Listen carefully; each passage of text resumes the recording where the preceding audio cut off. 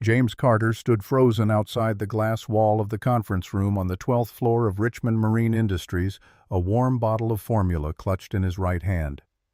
The woman the entire company called the Iron Chair sat in her wheelchair beneath the overhead lights, wearing a red dress that seemed to glow against the polished mahogany table. She was cradling his daughter, not just holding her, nursing her. Isla's small hand rested on the collarbone of Elizabeth Richmond, the most feared CEO on the eastern seaboard, and the baby's breathing was slow and content in a way James had not seen in weeks. Elizabeth's eyes were closed. Tears ran down her face in two steady, unbroken lines. James stood there with the bottle growing cold in his grip, and in that single shattered moment he understood that everything he had believed about this woman, cold, untouchable, incapable of softness, was wrong. Have you ever caught someone in their most vulnerable moment and realized everything you thought you knew about them was wrong? 3 weeks earlier, James had been sitting at the kitchen table in his mother's house in Portland, Maine, staring at a stack of bills he could not pay. Sarah had been gone for 4 months. His wife had died from postpartum hemorrhage less than an hour after giving birth to Isla, and James, who had been standing in the hallway outside the operating room close enough to hear the monitors change pitch and then go silent, had not been the same since. He had quit his mechanical engineering job at Bath Iron Works 3 days after the funeral because the idea of leaving Isla with anyone even for 8 hours made his throat close. The savings account that he and Sarah had spent 6 years building was nearly empty now. He had started picking up maintenance contracts, fixing HVAC systems, commercial elevators, industrial plumbing, anything that paid by the week, and let him keep the baby close. His mother Carol helped with Isla during the days driving over from her house in Deering Oaks each morning at 7. But this week her arthritis had flared so badly in both hands that she could not lift the baby without wincing. James had watched her try to grip a bottle with fingers that would not fully close, and he had told her to stay home. He had tried to go back to Bath Iron Works. The hiring manager said the position had been filled and suggested he take some time. James understood the code. They had seen him at Sarah's funeral, hollow-eyed, holding a newborn in a car seat, unable to finish his own eulogy. Nobody wanted to hire a man who looked like he might shatter at his desk. That was when he saw the posting. Margaret Hayes, the longtime executive assistant at Richmond Marine Industries, had listed a maintenance contract for the company's 15-story headquarters overlooking Portland Harbor. 6 weeks of work at double the standard rate. James had heard the stories about the CEO, how she had fired a cleaning crew for using the wrong polish on the lobby floor, how she held meetings at 6 in the morning and expected attendance by 5:45. How 3 contractors before him had walked off the job because the environment was, in their words, suffocating. He did not care. He needed the money. Sarah had wanted to breastfeed.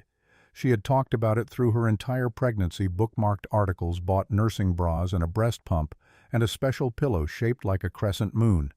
She never got the chance. Now James was spending nearly $42 a day on formula, and the irony of that, paying for what his wife would have given freely, what her body had been ready to give, sat in his chest like a stone every time he measured powder into a bottle. The problem was Isla. Carol could not hold her for a full workday, and James could not afford a sitter. He drove to the Richmond Marine Building on a Sunday to scout the layout and found a small storage room near the ground floor maintenance bay. It was warm, clean, lockable. He called Margaret and explained his situation honestly. She was quiet for a moment, then said she would approve the room on one condition. "Don't let Ms. Richmond find out. She doesn't do well with surprises." James's first encounter with Elizabeth Richmond came on a Tuesday morning. He was repairing the climate control system on the 12th floor, the executive level, where the carpet was thicker and the silence felt intentional. He was on his knees behind a vent panel when he heard the quiet motorized hum of her wheelchair. He looked up. She had stopped in the hallway, watching him with an expression that was not hostile but was not warm either. It was the face of someone who had practiced neutrality until it became permanent. "You're the new contractor." "Yes, ma'am." "The thermostat in my office reads 68, but it feels like 72. Fix it by end of day." Then she was gone, the wheelchair gliding soundlessly down the corridor. James watched her go and noticed how every employee in sight adjusted their path, stepping aside, not out of fear, but with a kind of rehearsed distance, as though Elizabeth had drawn an invisible perimeter around herself. But James had seen something in her eyes that the others seemed to miss, a weariness that had nothing to do with quarterly earnings or production deadlines. He recognized it because he saw it in his own reflection every morning, the bone-deep exhaustion of someone carrying something they could not put down and could not talk about. Later that afternoon, Margaret brought him coffee in the maintenance room and said quietly, "She's not mean, she's just somewhere else." James worked through the first week without incident, moving between floors, replacing wiring, recalibrating elevator sensors, tightening loose fixtures and stairwells. Every few hours he would slip down to the ground floor to check on Isla. Carol came in the afternoons when her hands allowed it. But the mornings were James's to manage alone. He had grown efficient at splitting himself in two bottle in one hand, socket wrench in the other, baby monitor clipped to his belt like a second heartbeat. On Thursday, the freight elevator jammed between floors 7 and 8 during a cable inspection. James was on the 12th floor when Isla's cry came through the monitor, sharp and hungry, the kind of wail that meant she had been fussing for a while and was now past patience. He ran for the stairwell 12 flights down 2 steps at a time, his boots echoing off the concrete. By the time he burst through the ground floor door, chest heaving, lungs burning, Isla had gone quiet. Margaret was there, bouncing the baby gently, her reading glasses pushed up into her silver hair, but her face was tight. Ms. Richmond heard the crying through the intercom system. She called down to ask what the noise was on the ground floor. I had to tell her James. I couldn't lie to her. James's stomach dropped. He took Isla, kissed her forehead, and climbed back up to the 12th floor, prepared to lose the only job keeping formula on the table. Elizabeth was in her office behind a wide desk that overlooked the harbor. She did not look up from her laptop when he entered. The room smelled faintly of coffee and the salt air that seeped through the window seals. "How old?" James blinked. 4 months. The silence that followed was longer than it should have been. Elizabeth's hands stopped moving over the keyboard. She turned her chair slowly toward the floor-to-ceiling windows. The harbor cranes moved against a gray November sky, slow as the hands of a clock. When she finally spoke, her voice was flat but carried something underneath that James could not quite name. "Move her to the room next to Margaret's office on the 11th floor.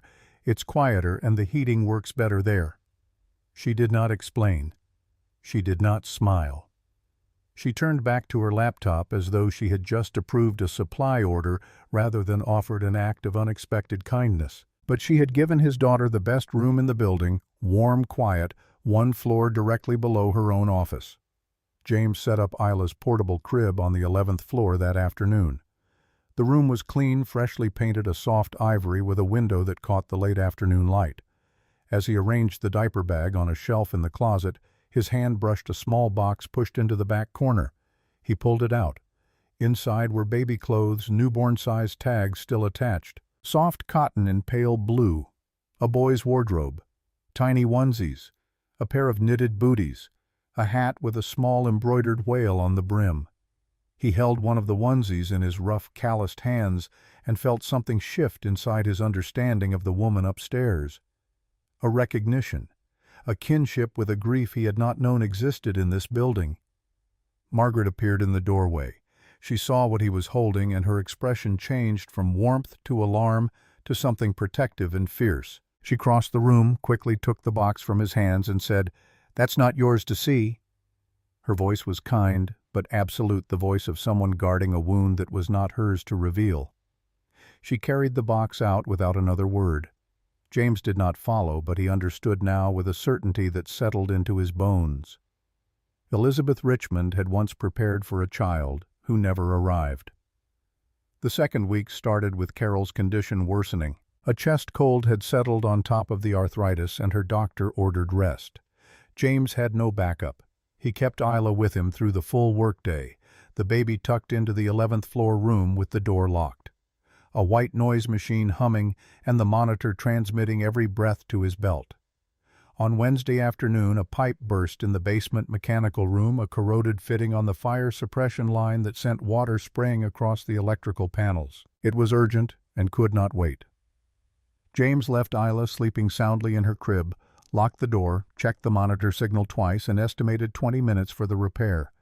The pipe was worse than he thought. The fitting had corroded through entirely and needed to be cut out and replaced with new copper. 45 minutes passed before the water stopped and the seal held. When he finally climbed back up to the 11th floor, Hans' damp shirt soaked through the monitor was silent, completely silent. That was wrong. Isla should have been awake and crying for her bottle by now. He opened the door. The crib was empty.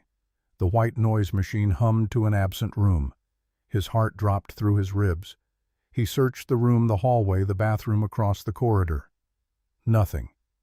Then he saw Margaret at the far end of the hall, standing near the elevator with an expression he could not read. She did not speak. She simply pointed upward with one finger. James took the stairs 2 at a time, still clutching the bottle he had prepared before going to the basement. The 12th floor was deserted, the sacred lunch hour between noon and 1 when the executive suite emptied out completely. He moved through the corridor toward the main conference room, his boots silent on the thick carpet. Through the floor-to-ceiling glass wall he saw them. Elizabeth was in her wheelchair. The red dress she had worn that morning for an investor presentation glowed beneath the conference room's warm overhead lighting. Isla was in her arms, pressed against her chest, nursing. Elizabeth's eyes were closed and tears tracked down her cheeks in 2 steady, unbroken lines. The baby's small hand rested on Elizabeth's collarbone, fingers curled loosely, completely at peace. The warm light through the glass walls turned the scene into something framed and suspended simultaneously, the most intimate and the most exposed image James had ever witnessed. A woman's most private moment unfolding in the most public space in the building. But what James didn't know in that moment was that Elizabeth's body had been producing milk for 8 months for a son who would never drink it. James's first instinct was protective, a father's reflex, ancient and unthinking. But then he saw how peacefully Isla lay against Elizabeth's body, how his daughter's breathing was slow and content. He saw the tears on Elizabeth's face, not tears of guilt, not tears of calculation, but something older and deeper. Grief. Longing. A body answering an instinct that had no child of its own to answer it. He did not move. He did not shout. He did not bang on the glass or reach for the handle. He stood on the other side of the wall and let the moment exist. And in that stillness, something inside him rearranged. This woman had not taken his daughter. She was coming apart quietly and completely, and her body had reached for the nearest thing that might hold her together. Elizabeth opened her eyes and saw James through the glass. The composure she had maintained for 8 months through board meetings and investor calls and physical therapy sessions where she bit down on a towel to keep from screaming collapsed in a single breath. Her body trembled. Through the door cracked open a few inches, her voice came through fractured and raw. "I didn't plan this. My body just... I heard her crying and my body just..." James pushed the door open gently. He stepped inside and lifted Isla from Elizabeth's arms with careful, steady hands. He placed the bottle on the long conference table, pulled a chair close to her wheelchair until they were at the same height and sat down. He did not ask for an explanation. He did not demand one. He asked the question that no one, not the board, not the therapists, not the doctors, not the lawyers, not the employees, who stepped aside when she passed, had thought to ask Elizabeth Richmond in over 8 months. "Are you okay?" She did not answer. But for the first time since the accident, she did not turn her chair and wheel herself away. The next morning, Elizabeth video called Dr. Jennifer Morgan from behind the closed door of her office. Jennifer was her endocrinologist, the one physician who had seen the full picture, the hormone panels, the nerve damage assessments, the secondary complications that rippled outward from spinal cord injury like cracks spreading through glass. Elizabeth told her everything, the baby's crying, the way her body had responded without permission. Jennifer listened without interrupting and confirmed what Elizabeth had known for 8 months but refused to say out loud. Galactorrhea. Persistently elevated prolactin levels driven by unresolved psychological trauma layered on top of permanent physical damage. Elizabeth's body was producing breast milk because at the deepest neuroendocrine level, her system had never recalibrated. Her body still believed she was a mother. The hypothalamic-pituitary axis had locked into a loop of grief that no amount of willpower could override. Jennifer had offered medication 8 months ago, cabergoline, a dopamine agonist that would suppress prolactin and stop the milk within weeks. Elizabeth had refused then, and she refused again now, because the milk was the last physical thread connecting her to the son she had lost. Every other trace of him existed only in memory or in objects she had hidden on a floor no one visited, but the milk was produced by her body without permission, warm, involuntary, persistent. And in some terrible private way, it was the most honest part of her. It was her body's refusal to accept what her mind had been forced to. The truth she carried was this: she had been 7 months pregnant when the car accident happened. She lost her son, a boy she had already named Ethan, and the use of both legs in a single night. 2 catastrophes delivered simultaneously, and she had borne both of them alone for more than 8 months, speaking of neither. James arrived at work the next day and acted as though nothing had changed. He did not mention the conference room. He did not look at her with pity or careful gentleness. He fixed what needed fixing and treated her exactly as he had the day before. This was his form of respect, and Elizabeth recognized it instantly, a man who had witnessed her most exposed moment and chose to give her dignity instead of commentary. The only thing he changed was the door. He left Isla's room unlocked, now propped open where before he had always secured it shut. At noon, Elizabeth did something she had not done once in 8 months. She left the 12th floor during business hours. She took the elevator down 1 floor and stopped in the doorway of Isla's room. James was inside feeding the baby from a bottle. He looked up, met her eyes, and nodded a gesture as simple and enormous as an outstretched hand. She wheeled inside. They sat quietly, the only sounds Isla's soft pulling at the bottle and the distant mechanical hum of the building's systems. Then James spoke. He told her about Sarah, the first time he had talked about his wife to anyone other than his mother. How she had hemorrhaged after delivery. How he had been in the hallway 10 feet from the operating room door, hearing everything, the monitors, the urgency in the nurses' voices, and then the terrible quiet. I was 10 feet away and I couldn't do a single thing. Elizabeth was silent for a long time. When she finally spoke, her voice was barely above a whisper. His name was Ethan. It was the first time she had said her son's name to another person in 8 months. James did not say he was sorry. He did not offer hollow phrases. He said, "Ethan. That's a strong name." 5 words. And in them he did what no one else had done. He acknowledged that her son had existed, not as a medical event, not as a loss to manage, but as a person with a name his mother had chosen for him. Elizabeth looked at James, and the wall behind her eyes cracked a little further. Her phone buzzed on the armrest. Richard Richmond, CFO, cousin. His voice was smooth when she answered, the way a blade is smooth before the cut registers. He reminded her about the upcoming board meeting, mentioned casually that certain members had raised concerns about continuity of leadership. Elizabeth answered in clipped sentences and ended the call. James, standing by the window with Isla on his shoulder, had heard the tone. He recognized it, the sound of someone circling. James found the 13th floor by accident, and it changed everything he understood about Elizabeth Richmond. The building's fire suppression system flagged a pressure anomaly during routine inspection. A drop on the 13th floor, which the building schematics listed as mechanical storage. James went up because code required it. What he found was not storage. The entire floor had been converted into a private rehabilitation studio. Parallel bars for walking exercises stretched across the main room. A therapy mat covered the floor. Resistance bands hung from wall-mounted hooks. A recumbent exercise bike adapted for lower body paralysis sat near the windows overlooking the harbor. This was where Elizabeth came when no one could see her, not to the clinic downtown where a journalist might spot the CEO of Richmond Marine learning to lift her own weight, but here alone on a floor everyone else had forgotten. But it was the walls that stopped James cold. Ultrasound images pinned in a careful row. A prenatal appointment calendar with each date circled in blue ink, the last 3 circles empty. A small blue blanket, hand-knitted with slightly uneven stitches. Elizabeth's own work, James realized, mounted in a simple frame behind glass. a mobile of carved wooden whales meant for a crib resting on a shelf beside a book of baby names with a single page dog-eared. This was Ethan's floor. Everything Elizabeth had prepared for her son, everything too painful to keep in daily view but too sacred to throw away, had been gathered here, suspended between the working world below and the open sky above, in a space where grief kept no office hours and answered to no board of directors. Elizabeth discovered the intrusion within minutes. The security camera on 13 fed directly to her private monitor.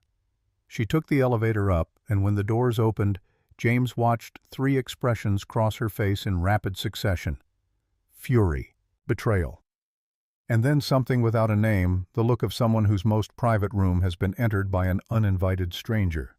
You had no right. The fire suppression system flagged a pressure drop. Building code required inspection. Get out. But the anger did not hold. It cracked like something she had been gripping too tightly for too long, and what came through was not rage but collapse. For the first time since the accident, Elizabeth cried in front of another person, not the silent tears James had witnessed through the conference room glass, but raw, full-body weeping, the kind that comes when a dam gives way after 8 months of relentless pressure. James did not speak. He did not reach for her. He sat down on the floor next to her wheelchair, so their eyes were level, and he stayed. When she could breathe again, she talked. She told him about the crib she had ordered, white oak, handmade by a carpenter in Camden, about the mobile of wooden whales because she had grown up on the Maine coast and wanted Ethan to love the ocean the way she did, about the nursery she had painted sage green on a Saturday afternoon while old records played, the clothes she had washed and folded and refolded because she wanted them soft enough, the songs she had sung quietly to her belly in the evenings when the building was empty and no one could hear the CEO of Richmond Marine being tender. And then, one night, all of it was gone. I woke up in a hospital with no legs and no son, and every single person who came to see me wanted to talk about the company. James said, "He was real. Everything you did for him was real.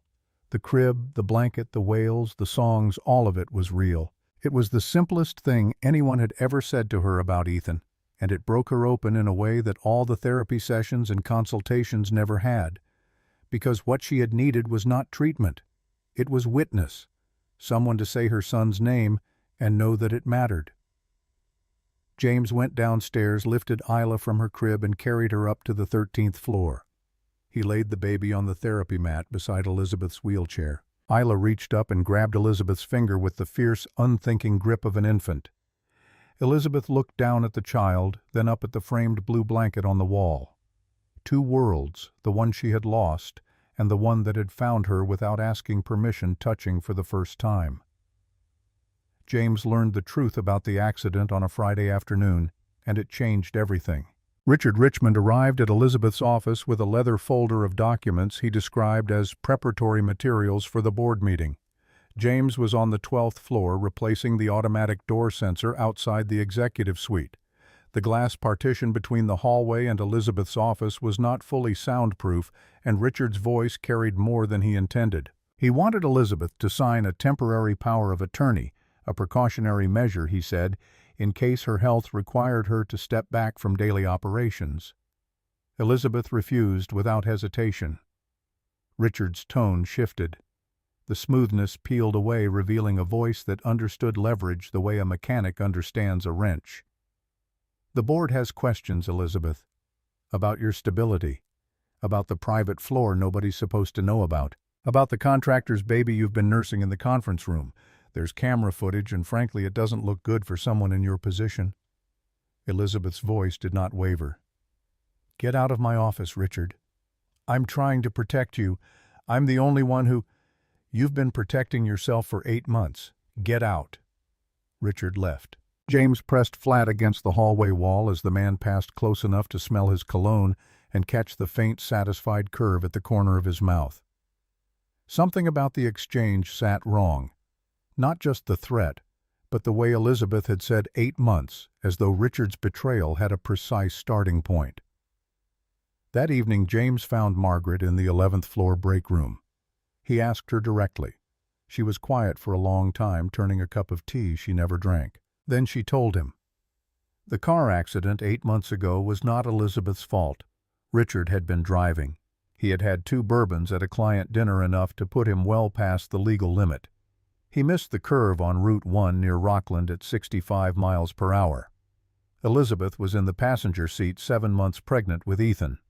The car left the road, rolled twice, and hit a tree on the passenger side. Richard walked away with a broken collarbone and a scratch above his eye. Elizabeth was pulled from the wreckage by paramedics, rushed into emergency surgery, and woke up 2 days later, unable to feel anything below her waist. Ethan did not survive. Richard was never charged because Elizabeth told the police she had been driving. She absorbed the reckless driving citation, the insurance liability, the whispered judgment of a coastal community that assumed a pregnant woman had simply been careless behind the wheel. She did it because the alternative was catastrophe. If the truth surfaced that the CFO of Richmond Marine had been driving drunk and caused the accident that killed the CEO's unborn child and left her paralyzed, the scandal would have devastated investor confidence. Stock would have collapsed. Defense contracts would have been canceled. 3,000 employees and their families would have paid the price for Richard Richmond's 2 glasses of bourbon. So Elizabeth had sacrificed everything: her legs, her son, her reputation, her right to grieve publicly or be angry openly. All of it burned to keep the company standing. And Richard had spent 8 comfortable months climbing the ladder she had braced with her own shattered body. Now he was reaching for the last thing she had left: the chair at the head of the table. James confronted Elizabeth the next morning. He did not ease into it. "Margaret told me about the accident, about Richard, about who was actually driving." Elizabeth did not deny it. She did not flinch. She looked at him with the expression of someone who had made peace with a devastating trade-off years ago. If the truth had come out, investors would have run. 3,000 families depend on this company, James. Richard was reckless, but the company isn't his crime to pay for. James understood the logic. He had spent years in engineering where decisions like this had names: load redistribution, controlled failure, sacrificial members. But Elizabeth was not a structural beam. She was a person. "You saved everyone except yourself. When does that stop?" Elizabeth did not answer, but her hands tightened on the armrests until her knuckles went white, and James saw something new cross her face. Not sorrow, not resignation, but anger. Clean, sharp, directed anger, aimed for the first time at the right person. For 8 months, Elizabeth had carried a lie that was not hers, protecting the man who took everything from her. The changes came slowly, the way a coastline reshapes after a storm, not all at once but in steady, visible shifts. Elizabeth began leaving her office door open when James worked nearby. She asked about Isla, the first tooth pushing through the new babbling sounds, whether she had started sleeping through the night. At lunch, she would wheel down to the 11th floor and sit with the baby while James ate a sandwich across from her. Isla had learned to recognize the hum of Elizabeth's wheelchair, and she would squeal and kick her legs in delight every time she heard it. One afternoon, Elizabeth nursed Isla again. This time, James was there, and he knew, and he had agreed. There was no shock, no confrontation, just a woman whose body produced milk and a baby who was hungry, and a father who trusted the woman holding his daughter. The act that had been a shameful secret 3 weeks earlier became something quiet and ordinary.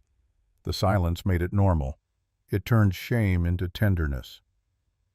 That evening, James found a reason to stay late.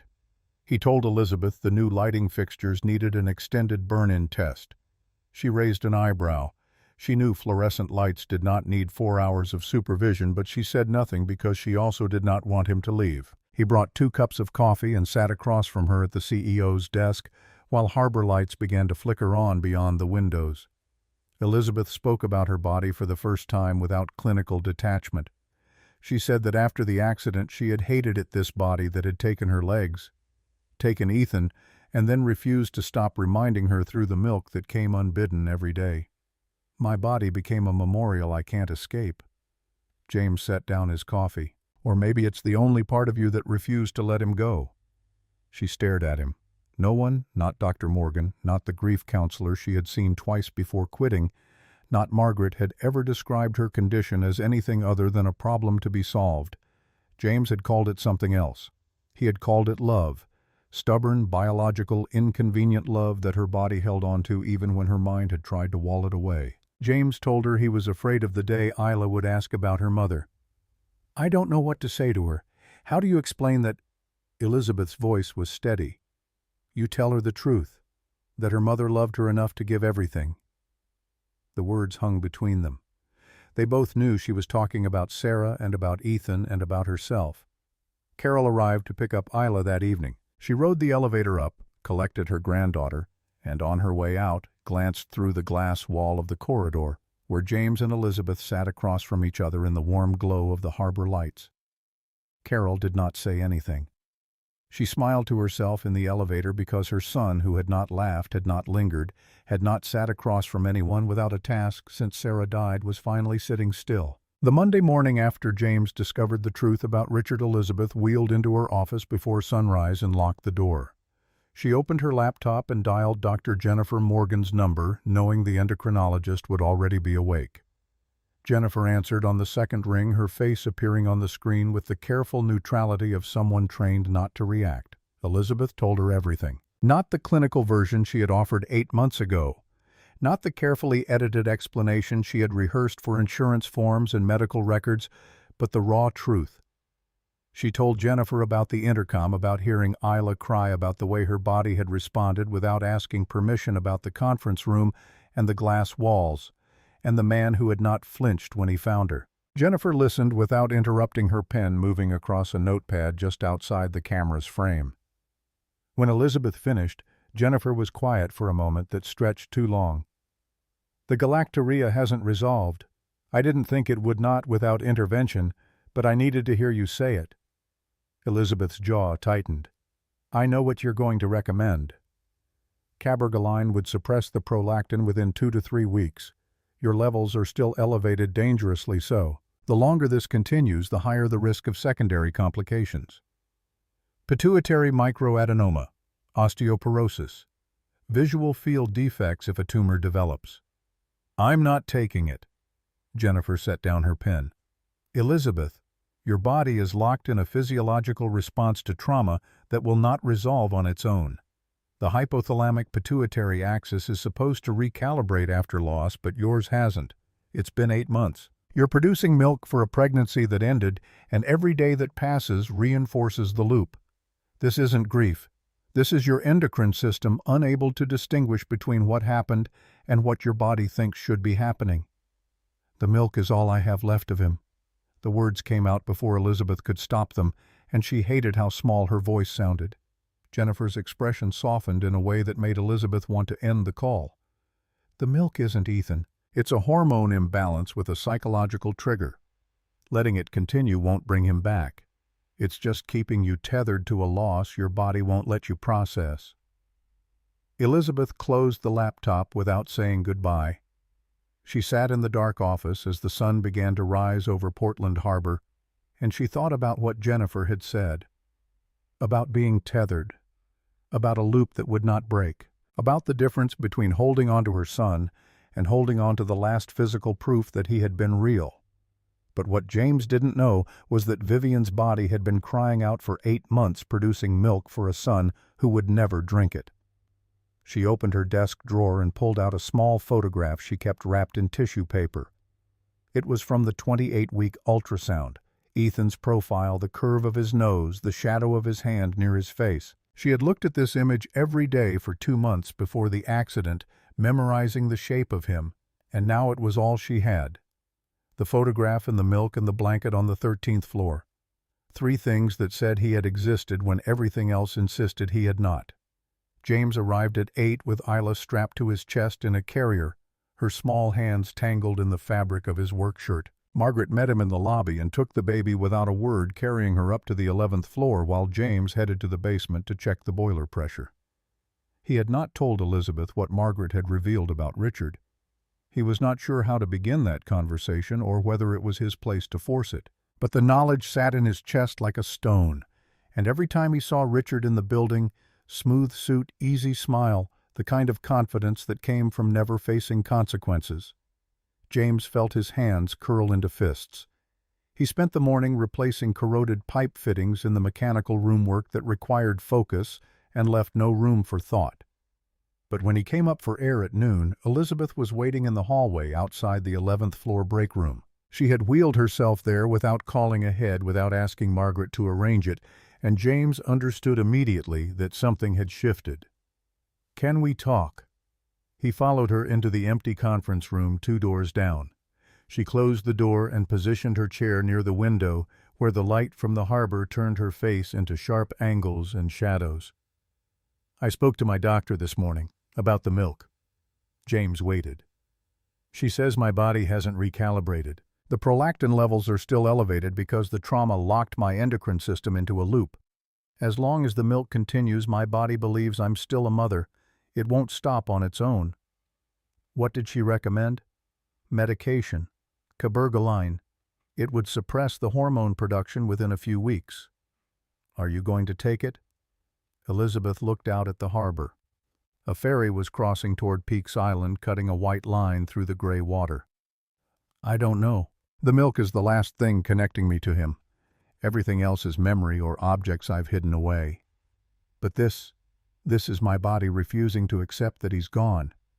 And I don't know if stopping it means letting him go, or if it just means I'm finally admitting what already happened." James pulled a chair over and sat so they were level. "Your body isn't holding on to Ethan. It's holding on to grief. And grief doesn't need a physical form to be real. He's real because you loved him, because you chose his name and bought him clothes and sang to him when no one was listening. The milk didn't make him exist. You did." Elizabeth's throat tightened. She had spent 8 months trying to explain this to herself, to justify why she could not take the medication, why she needed the milk to keep coming even though it served no purpose. And now this man, this stranger who had walked into her building 3 weeks ago with a baby on his hip and a toolbox in his hand, had dismantled her entire justification in 4 sentences.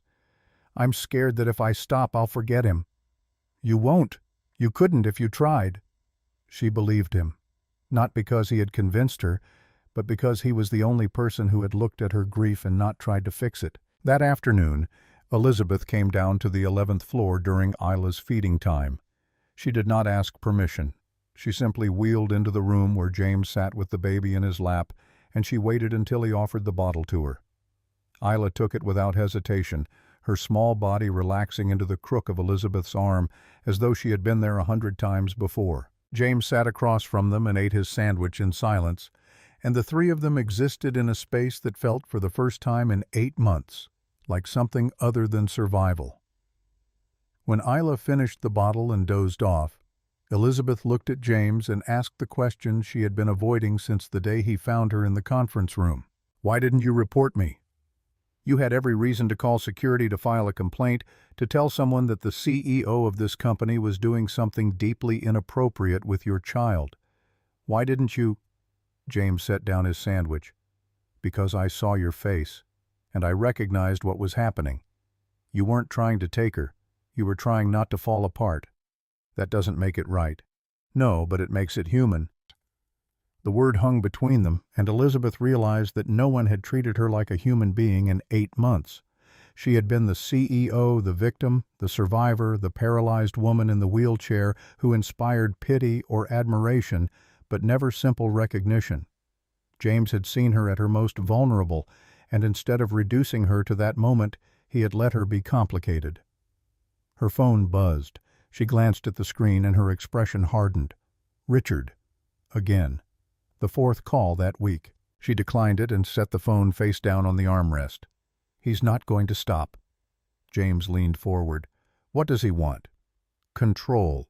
He's been circling since I came back to work, planting doubts with the board, questioning my decisions, suggesting that my condition makes me unfit to lead. And now he has ammunition. The private floor. The footage of me with Isla. He's building a case to have me removed, and I handed him everything he needed." "Then we take it back." Elizabeth looked at him sharply. "How?" James did not answer right away. He was thinking about the way Richard had walked past him in the hallway, the satisfaction in his voice, the smoothness that came from years of getting away with things. He was thinking about Margaret's story about the bourbon, and the curve, and the passenger seat. And he was thinking about the electrical work he had been doing on the 12th floor, the junction boxes and the wiring and the things people did not notice when they assumed a contractor was invisible. "I need to check something. Give me until tomorrow." Elizabeth studied his face. "What are you looking for?" "Evidence." The next morning, James arrived at the building an hour before his shift started and went straight to the 12th floor. He had spent the previous evening reviewing the building's electrical schematics, cross-referencing them with the work orders Margaret had given him, and he had found something that did not match. The conference room where Elizabeth had been nursing Isla showed a power draw inconsistent with the installed lighting and climate control. It was small, barely noticeable, unless you were looking for it, but it was there. He opened the access panel above the conference room ceiling and found the camera within 5 minutes. It was small, high-resolution, angled directly at the seating area where Elizabeth's wheelchair would be positioned during meetings. The installation was professional. The wiring concealed the timestamp on the device showing it had been active for 6 months. 6 months. Richard had not been waiting for Elizabeth to make a mistake. He had been recording her waiting for something he could use. James photographed the camera, documented the wiring, and traced the signal back to a receiver hidden in a storage closet near Richard's office. He pulled the hard drive and brought it down to the maintenance bay, where he connected it to his laptop. The footage was extensive. Hours of Elizabeth sitting alone in the conference room after meetings, her face unguarded in a way it never was in public. Video of her wiping tears she thought no one would see. And the footage of her holding Isla cropped and angled to look suspicious rather than tender. But there was something else. James scrolled back further past the recordings of Elizabeth and found files labeled with dates from 8 months ago. He opened one and froze. It was dash cam footage. From a car. At night. The audio was clear voices, road noise, the sound of tires on asphalt. And then Richard's voice slurred and too loud, and Elizabeth's voice calm but firm, saying words that made James's blood go cold. "Slow down. You've been drinking." The camera showed the road ahead, the headlights cutting through the dark, the curve approaching too fast. Richard did not slow down. The wheel jerked. The car left the pavement. And then the world tilted, and the screen went black. James sat in the maintenance bay for a long time, staring at the frozen frame. This was not just evidence of surveillance. This was proof. Proof that Richard had been driving. Proof that he had hidden the footage from the police. Proof that Elizabeth had lied to protect him, and proof that he had repaid her by trying to destroy her. James copied the files onto a USB drive and deleted nothing from the original. Then he went upstairs to find Elizabeth. She was in her office reviewing financial reports for the upcoming board meeting. James knocked once and entered without waiting for permission. He closed the door behind him and set the USB drive on her desk. "Richard installed a camera in the conference room 6 months ago. He's been recording you, waiting for something he could use against you." Elizabeth's face went pale. "How do you know?" "I found it this morning." Traced the wiring back to a receiver in a closet near his office. "He has hours of footage. You alone. You with Isla. Everything." Her hands gripped the armrests. "He planned this." "Yes, but that's not all." James opened his laptop and turned it toward her.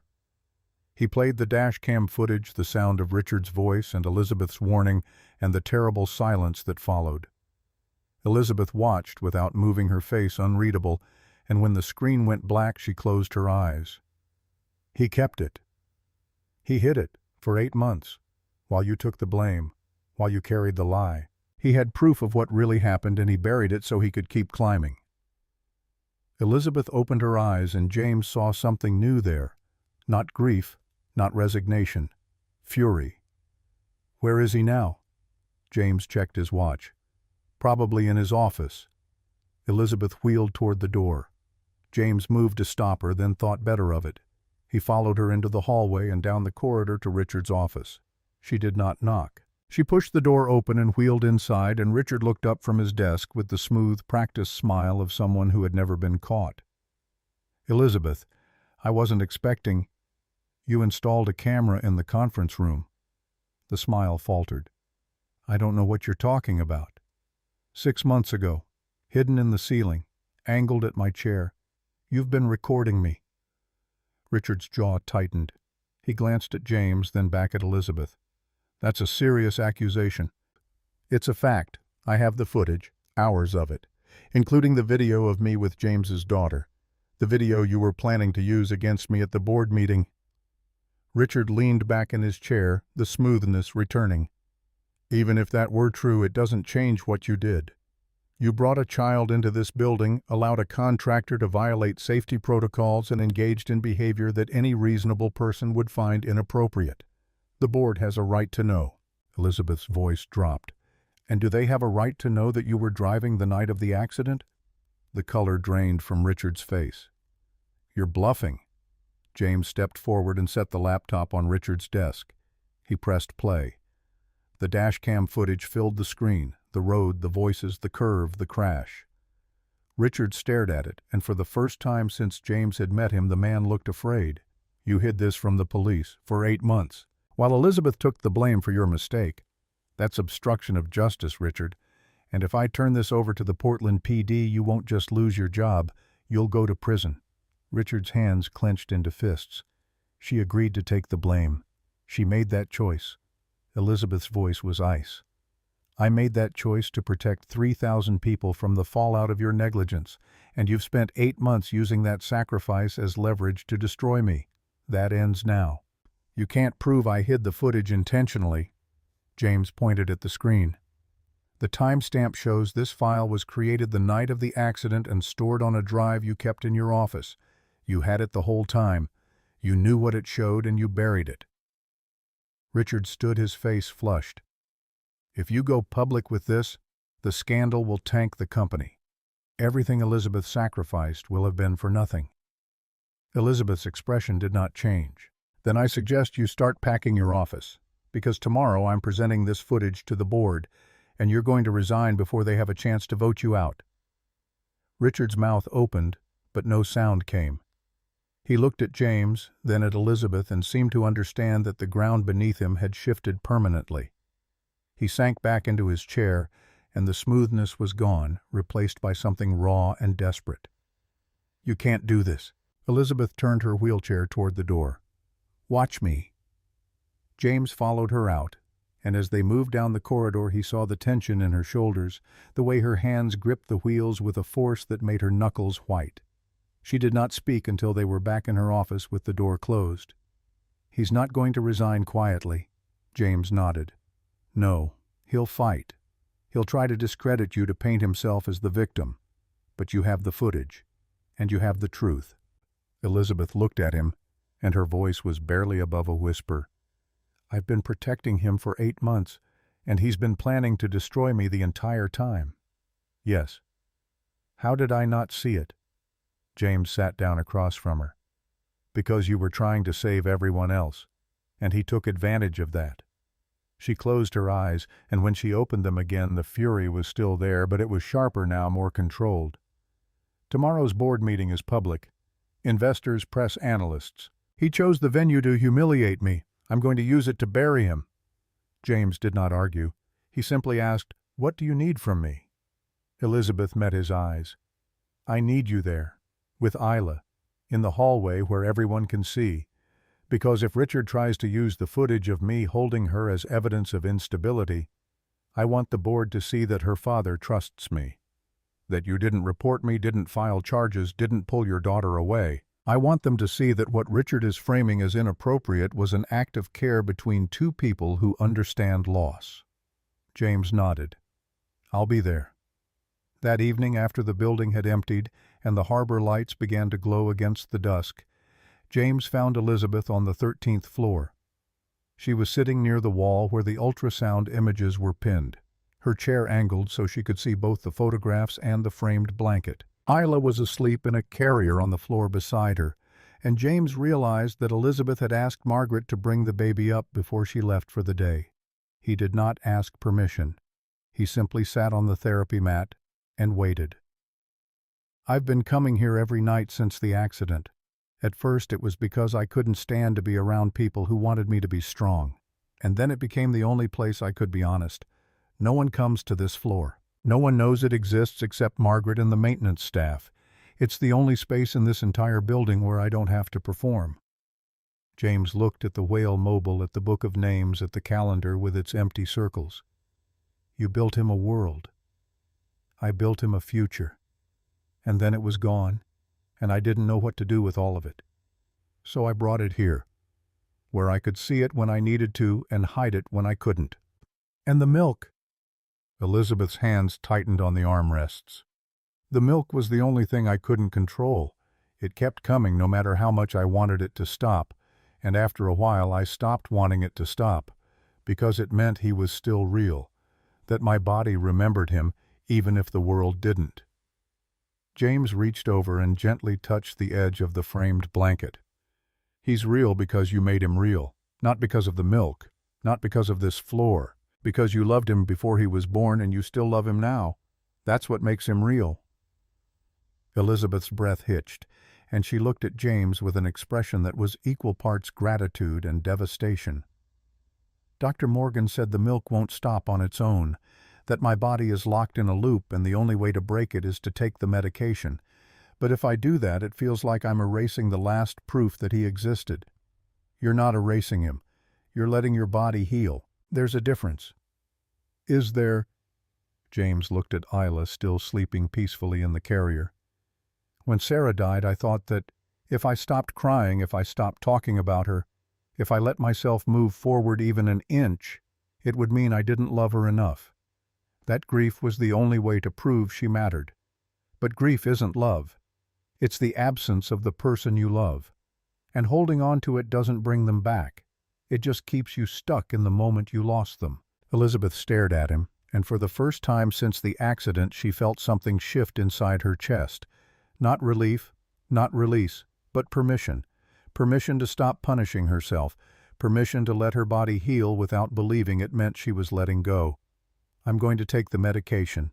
James nodded. After the board meeting, after Richard is gone, I need to finish this first." "Okay." They sat in silence for a long time, and when Isla stirred and began to fuss, Elizabeth reached down and lifted her from the carrier. The baby settled against her chest, and Elizabeth pressed her cheek to the soft hair on Isla's head.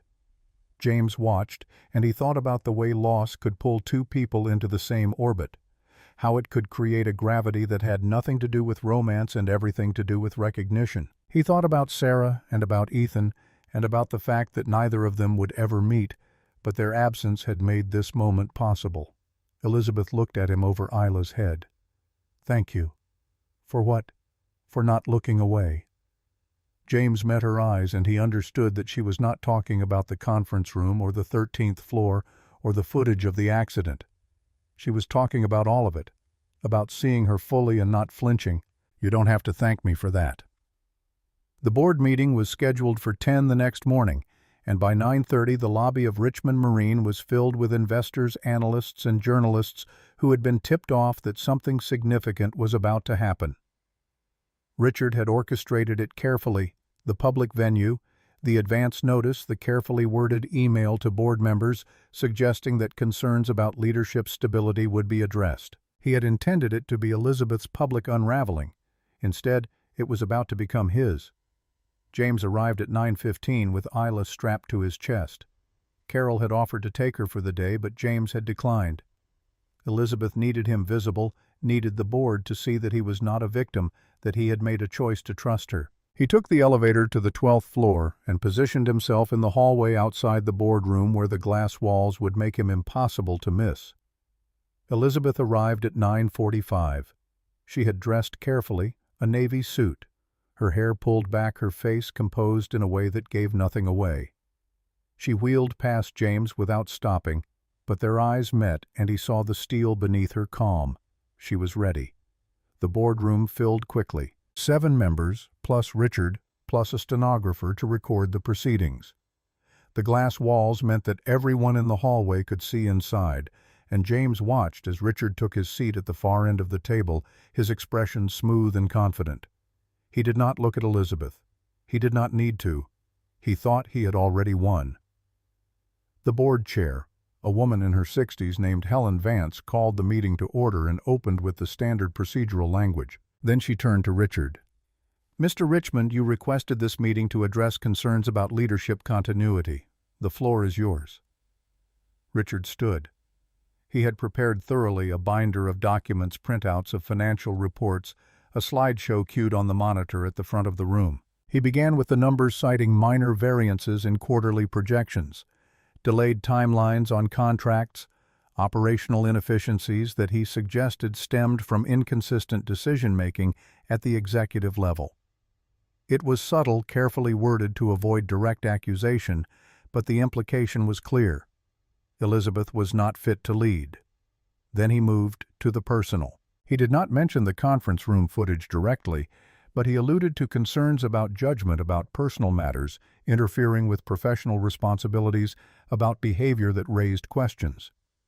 He presented a psychological evaluation from a consultant he had hired privately, a report that cited reclusive tendencies, refusal of recommended medical treatment, and documented episodes of conduct unbecoming of someone in her position. He spoke for 20 minutes, and when he finished, the room was silent.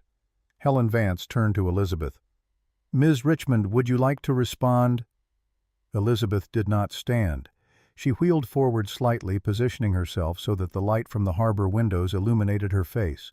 She opened the binder in her lap and began to speak. She did not address Richard's concerns about the financials. She did not defend her medical decisions or her personal conduct. Instead, she presented her own set of numbers. Quarterly growth of 14%.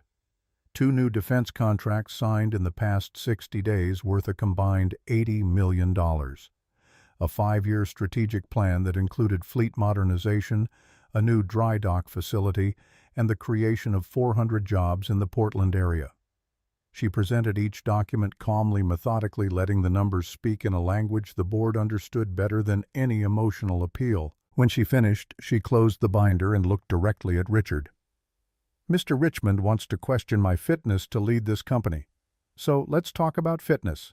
Let's talk about the night 8 months ago when my cousin drove drunk with me in the passenger seat, when he missed a curve on Route 1 at 65 miles per hour and crashed the car, killing my unborn son and leaving me paralyzed. Let's talk about the fact that I told the police I was driving because if the truth came out that the CFO of Richmond Marine had caused the accident, it would have destroyed investor confidence and cost 3,000 people their jobs.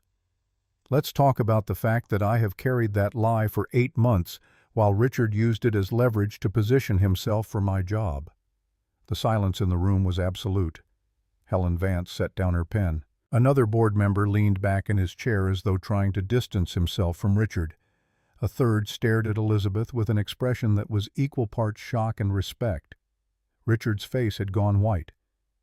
"That's not—" Elizabeth continued as though he had not spoken. "And let's talk about the fact that Richard had proof of what really happened.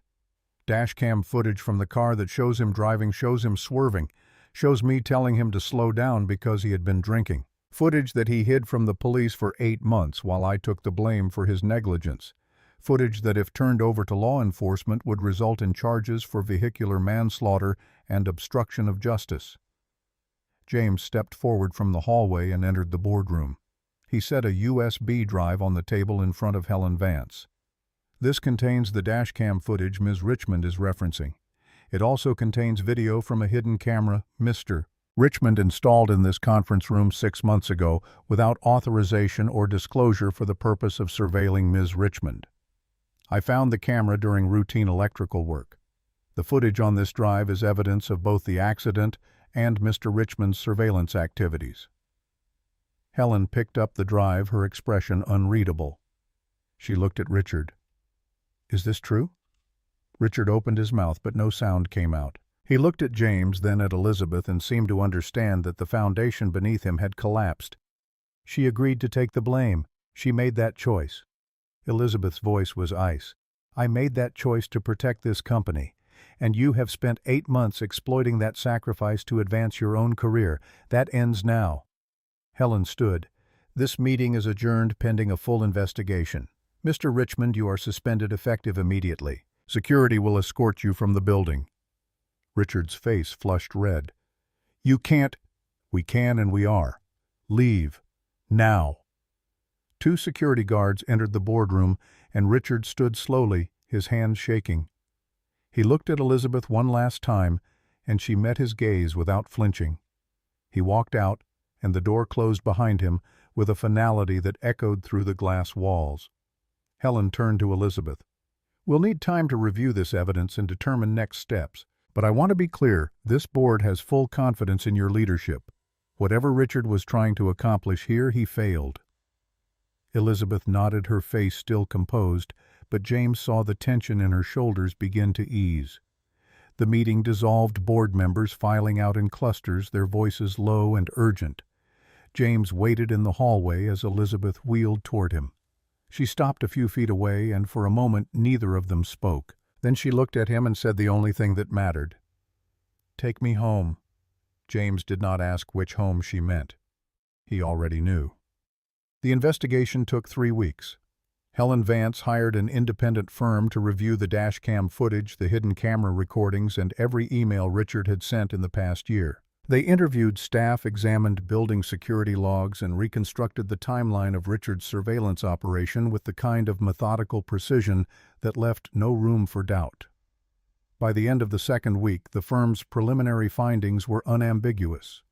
Richard Richmond had installed the camera without authorization, had retained evidence from a fatal accident for 8 months, and had used both to construct a campaign designed to force Elizabeth from her position. The board met in closed session on a Friday afternoon and voted unanimously to terminate Richard for cause. They also voted to refer the dashcam footage to the Portland Police Department, which opened a criminal investigation within 48 hours. By Monday morning, Richard had been charged with vehicular manslaughter and obstruction of justice. His bail was set at $200,000, and his lawyer issued a statement claiming the charges were retaliatory and politically motivated.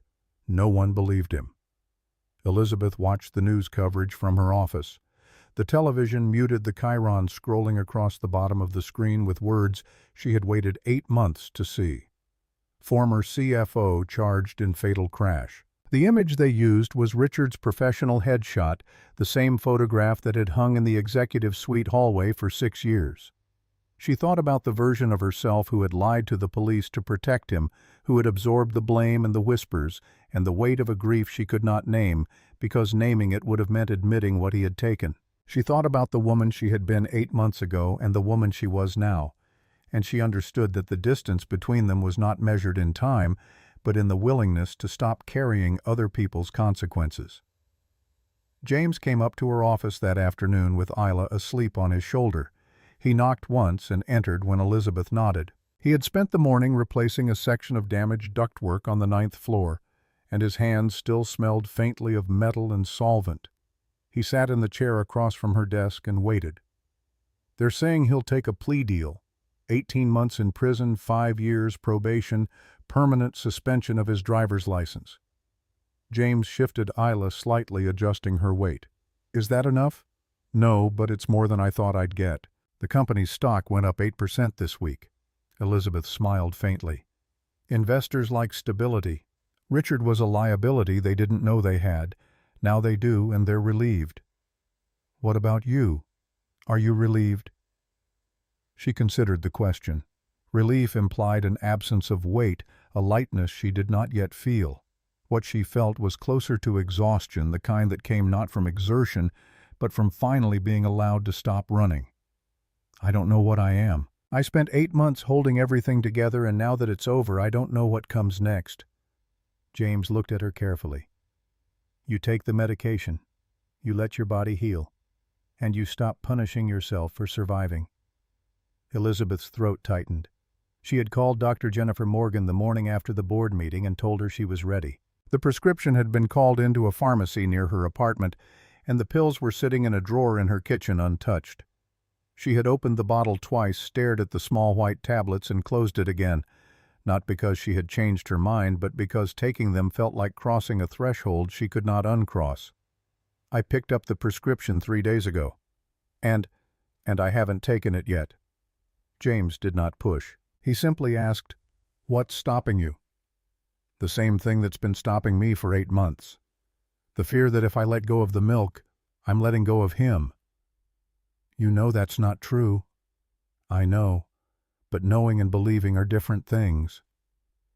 Isla stirred on James's shoulder, her small hand reaching up to grip his collar.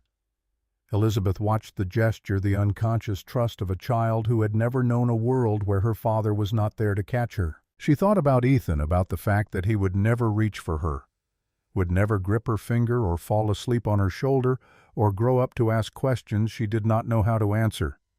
And she thought about the fact that holding on to the milk would not change any of that. It would only keep her anchored to a loss that had already happened. "I'll take it tonight," James nodded. "Do you want me to stay?" "No. I need to do this alone." He stood careful not to wake Isla. "Call me if you change your mind." That evening, Elizabeth sat in her apartment overlooking the harbor and opened the bottle of cabergoline. The instructions were simple: 1 tablet twice a week until the prolactin levels normalized. She filled a glass of water and held the pill in her palm, staring at it as though it were something more than chemistry and dosage, as though taking it would rewrite the past 8 months, or erase Ethan, or prove that she had not loved him enough to fight for the last physical evidence of his existence. But she knew better. She knew that love was not measured in milk or blankets or ultrasound images pinned to a wall. It was measured in the way she had sung to him when no one was listening, in the name she had chosen, in the crib she had ordered, and the nursery she had painted, and the future she had imagined before it was taken. The milk had not made him real. She had. She swallowed the pill. The first week after she started the medication, nothing changed. Her body continued to produce milk. Her breasts continued to ache with fullness, and she continued to wake in the middle of the night with the sensation that something was wrong. But by the second week, she noticed a shift. The ache was less pronounced. The milk came more slowly. And by the third week, it had stopped almost entirely. Her body, which had clung to the pregnancy for 8 months, finally began to let go. She cried the first morning she woke up and realized the milk was gone. Not because she regretted taking the medication, but because its absence felt like a confirmation of what she had been trying to deny. Ethan was not coming back. Her body had finally accepted what her mind had known all along. James found her on the 13th floor that afternoon. She was sitting near the wall where the ultrasound images were pinned. Her hands folded in her lap, her face composed in a way that did not quite hide the rawness beneath. He did not ask if she was okay. He simply sat beside her wheelchair and waited. "The milk stopped." "I know." "How?" "Because you're here. And you wouldn't be here if it hadn't." She looked at him, and her voice was barely above a whisper. "I thought it would feel like relief. But it just feels like loss." "It is loss. You're letting go of the last thing your body was holding on to. That's not easy, even when it's the right thing to do." "Do you think he would have understood if he were here, if he had lived? Do you think he would have understood why I couldn't let go?" James reached over and touched the edge of the framed blanket on the wall. "I think he would have known that you loved him. That's all any of us can hope for." Elizabeth closed her eyes, and when she opened them again, the tears were there, but they were different. Not the desperate, suffocating grief of the past 8 months, but something quieter, something that felt for the first time like it might heal. Over the next 2 months, the rhythms of the building shifted in small, almost imperceptible ways. Elizabeth began leaving her office more often, taking lunch in the 11th floor break room instead of eating alone at her desk. She started attending the early morning staff meetings that she had been avoiding since her return, and her presence there, calm, engaged, unapologetically present, seemed to change the tenor of the conversations. People stopped walking on eggshells around her. They stopped treating her like she might shatter if they asked the wrong question. James's contract had officially ended in late November, but he continued to show up every morning. Margaret had stopped processing his invoices weeks ago, and when he asked about it, she simply smiled and said the accounting department was behind. He knew it was a lie.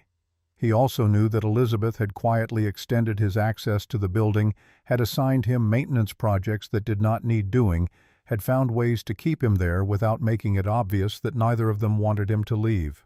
Isla turned 6 months old in early December. She had started crawling, her small body propelling itself across the therapy mat on the 13th floor with a determination that made Elizabeth laugh. The sound was startling not because it was loud, but because it was the first time James had heard her laugh since the day they met. It was unguarded, unfiltered, the kind of sound that came from someone who had forgotten for just a moment to be careful. James was sitting on the floor with Isla when it happened. The baby had grabbed the edge of Elizabeth's wheelchair and was using it to pull herself upright, her legs wobbling beneath her. Elizabeth reached down and steadied her, and Isla looked up with an expression of pure triumph. Elizabeth laughed, and James felt something in his chest loosen. "She's going to be walking before we know it." Elizabeth smiled. "Probably. She's stubborn." "Wonder where she gets that." Elizabeth raised an eyebrow. "Are you implying I'm stubborn?" "I'm not implying anything. I'm stating a fact." She laughed again, and this time it lasted longer.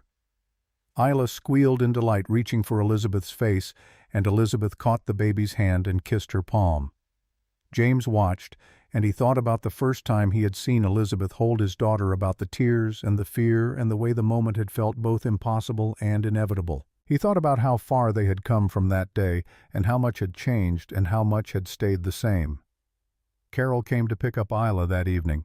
She had started helping again now that her arthritis was under better control, and she arrived at the building just as the sun was setting over the harbor. She took the elevator to the 12th floor and found James and Elizabeth sitting in the hallway outside the executive suite, their chairs angled so they could watch the light fade over the water. Isla was asleep in Elizabeth's lap, her small body curled against the armrest of the wheelchair. Carol did not say anything. She simply collected her granddaughter, nodded to Elizabeth, and took the elevator back down. But as the doors closed, she smiled to herself, because her son, who had not sat still, had not lingered, had not allowed himself to be anything other than functional since Sarah died, was finally allowing himself to exist in a moment without purpose. The changes in Elizabeth were harder to quantify, but no less real. She began using the 13th floor differently, not as a shrine, but as a place to work. She brought her physical therapist up twice a week, and the sessions were grueling 2 hours of resistance training, core stabilization exercises, and upper body strengthening, designed to help her navigate the world from a wheelchair with more independence. She was not trying to walk. The damage to her spinal cord was permanent, and no amount of therapy would change that. But she was learning to live inside her body instead of at war with it. One afternoon, James found her in the middle of a session, her arms shaking as she held herself in a plank position on the therapy mat.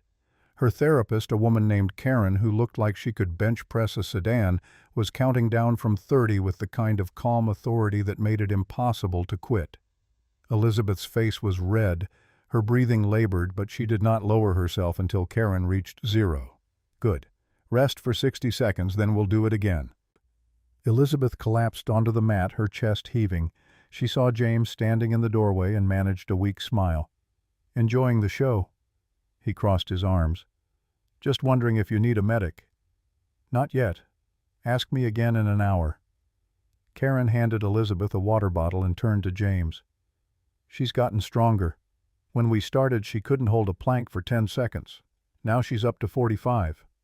Elizabeth took a long drink and wiped her mouth. "Turns out spite is a decent motivator." James laughed. "Who are you spiting?" "Everyone who assumed I'd spend the rest of my life being taken care of instead of taking care of myself." Karen clapped her hands. "All right, Richmond. Break's over. Let's go." James left them to it and went back downstairs. But as he walked, he thought about what Elizabeth had said about the assumption that needing help meant being helpless. He thought about the way the world saw her, paralyzed, tragic, defined by what she had lost, and the way she was refusing to accept that definition. She was not trying to be who she was before the accident. She was trying to be who she was now, and that was harder and braver and more honest than anything else. By mid-January, the investigation into Richard was complete. The district attorney's office had offered a plea deal, 18 months in a minimum security facility, 5 years of probation, and a permanent suspension of his driving privileges. Richard's lawyer tried to negotiate it down to probation and community service, but the DA refused. The dashcam footage was too damning, the obstruction too clear. Richard signed the deal on a Tuesday morning, and by that afternoon the story was national news. Elizabeth watched the coverage from her office, the same office where Richard had sat 8 months ago and threatened her with exposure. She thought about the version of herself who had believed that protecting him was the same as protecting the company, and she understood now that it had never been about the company. It had been about fear. Fear that the truth would destroy everything she had built. Fear that admitting what had happened would make it real in a way she could not survive. But the truth had not destroyed anything. It had set her free. James came up to her office that afternoon and she told him about the plea deal. He listened without interrupting, and when she finished, he asked the question she had been avoiding all day. "How do you feel?" "Tired, relieved, angry that it took this long, grateful that it's over." "That's a lot of feelings for one afternoon." She smiled faintly. "I'm multitasking." He pulled a chair over and sat across from her. "You did the right thing. Not just now, but 8 months ago. You protected 3,000 people from losing their jobs. That matters even if it cost you." "It cost me everything." "No. It cost you your legs and your son. Richard cost you those. What you did lying to the police, taking the blame that was you trying to make sure their deaths meant something. And it did. The company didn't collapse. Those 3,000 people kept their jobs. You saved them, Elizabeth. Don't let Richard's choices take that away from you." She looked at him and her voice was rough. "I spent 8 months hating myself for lying, and you're telling me it was worth it." "I'm telling you it was complicated, that you made an impossible choice in an impossible situation, and that you don't have to keep punishing yourself for it." Elizabeth closed her eyes, and when she opened them the exhaustion was still there, but so was something else. Not peace, exactly, but the beginning of it. 2 weeks later, on a Friday evening in late January, the building was empty, and the sky over Portland Harbor had turned the deep gray blue of a Maine winter dusk. The last ferry had left its wake across the dark water, and the harbor crane stood motionless against the fading light. James sat on the windowsill of Elizabeth's 12th floor office, his work boots scuffed against the baseboard he had repaired months earlier. Elizabeth was in her wheelchair beside him, and Isla was on her lap. One small hand wrapped around James's index finger, the other gripping the armrest of the chair as though staking a claim on both of them. The distance that had once stood between them, grief on one side, survival on the other, had dissolved into something warmer, something that felt less like healing and more like permission to try. James looked out at the harbor, at the lights beginning to flicker on along the waterfront. "I thought I was here to fix broken pipes." Elizabeth's smile reached her eyes for the first time since he had met her. "You fixed something bigger." He leaned toward her and kissed her gently, slowly, for the first time. Isla shrieked with laughter between them, grabbing at both their faces with sticky fingers, delighted by the closeness she did not yet understand, but already loved. Sometimes what breaks us open is the only thing that lets the light back in. How often do we mistake someone's walls for who they really are? James pulled back slightly, his forehead resting against Elizabeth's. She reached up and touched his face, her hand trembling. "I don't know how to do this." "Do what?" "Let someone in. I've spent 8 months keeping everyone at a distance. I don't know how to stop." "You don't have to know. You just have to be willing to try." She looked at him, and her voice was barely above a whisper. "What if I'm not good at it?" "Then we'll figure it out together." Isla squirmed between them, reaching for James's collar, and Elizabeth laughed softly. The sound was fragile, tentative, but it was real. James kissed her again, and this time it lasted longer, and when they pulled apart, Isla was grinning at them with the kind of unself-conscious joy that only children possess. James officially moved into an apartment 3 blocks from the Richmond Marine Building the following week, a small one-bedroom with a view of the harbor and enough space for Isla's crib and his tools. Carol helped him pack up the house they had been renting, and when she asked if he was sure about the move, he simply said yes. She did not press.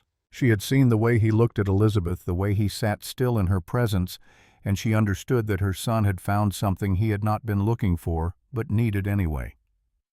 Elizabeth began bringing the framed blue blanket down from the 13th floor. She hung it in her office beside the photograph of Sarah that James had placed on the bookshelf weeks earlier. She aligned both frames until they were perfectly straight, the blanket she had knitted for a boy who never breathed, and the photograph of a woman who never held her daughter long enough. 2 children who would never meet. 2 losses that had by some strange gravity pulled their parents into the same orbit. The blanket and the photograph hung side by side and neither replaced the other. They coexisted the way grief and love have always coexisted, not canceling each other out but sharing the same wall, the same room, the same heart. James came up to her office one afternoon and saw the frames on the wall. He stood there for a long time, staring at them, and when he finally spoke, his voice was thick. "You didn't have to do that." "Yes, I did. They both deserve to be remembered, not hidden, not forgotten. Remembered." He crossed the room and pulled her into his arms, and she let him, her face pressed against his shoulder, her body shaking with a kind of crying that had nothing to do with sadness and everything to do with release. By February, the staff at Richmond Marine had grown accustomed to seeing James in the building. He no longer pretended to be working on a specific project. He simply showed up, fixed things that needed fixing, and spent his lunch hours on the 11th floor with Elizabeth and Isla. The baby had started pulling herself up on furniture, her legs growing stronger every day, and Elizabeth had taken to sitting on the floor beside her, guiding her hands, steadying her when she wobbled. One afternoon, Margaret found them like that Elizabeth on the therapy mat, Isla gripping the edge of the wheelchair, James sitting cross-legged nearby with a wrench in one hand and a bottle in the other. Margaret did not say anything. She simply smiled and closed the door, and when she got back to her desk, she updated James's building access to permanent. The plea deal required Richard to surrender himself to the Cumberland County Jail on the 1st of March. The news coverage was minimal, a single paragraph in the Portland Press-Herald, a mention on the local evening news. Elizabeth did not watch. She had said everything she needed to say in the boardroom, and she had no interest in watching Richard's carefully constructed image crumble in real time. What mattered was that he was gone, that the company was stable, that the 3,000 people who depended on Richmond Marine for their livelihoods would not pay the price for his mistakes. The stock continued to climb. Investors appreciated the clarity, the transparency, the fact that the board had acted decisively to remove a liability. By mid-March, Richmond Marine's market value had increased by 12%, and Elizabeth had signed 2 additional contracts worth a combined $90 million. The company was not just surviving, it was thriving. On a Sunday afternoon in mid-March, James took Elizabeth and Isla to the beach at Peaks Island. It was too cold to swim, but the sun was bright and the wind was sharp, and Isla shrieked with delight every time a wave rolled up the sand and touched her toes. Elizabeth sat in her wheelchair at the edge of the water, watching the baby explore the shoreline with the kind of fearless curiosity that made her chest ache. James sat beside her, his hand resting on the armrest of her chair, and they stayed like that for a long time, silent together, letting the sound of the ocean fill the space where words were not enough. Elizabeth thought about Ethan, about the mobile of wooden whales she had hung on the 13th floor, about the fact that she had wanted him to love the ocean the way she did. And she thought about Isla, about the way the baby laughed at the waves, about the fact that she was learning to love the ocean not because Elizabeth had planned it, but because she was here in this moment experiencing it for the first time. "Thank you." James turned to her. "For what?" "For not looking away, for seeing me at my worst and not leaving." "You don't have to thank me for that." "I know, but I want to." He leaned over and kissed her forehead, and Isla ran toward them with a fistful of wet sand, her face flushed with joy.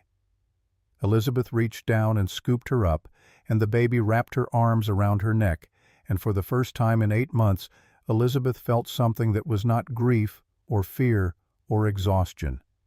She felt whole.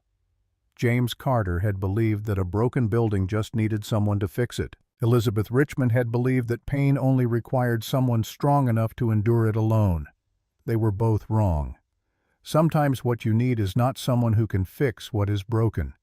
It is someone who sees you fully, all of it, the cracks and the tears, the milk and the grief, the love your body refuses to release, and still walks through the door. Have you ever been seen, truly seen by someone who loved you anyway? Share your story in the comments.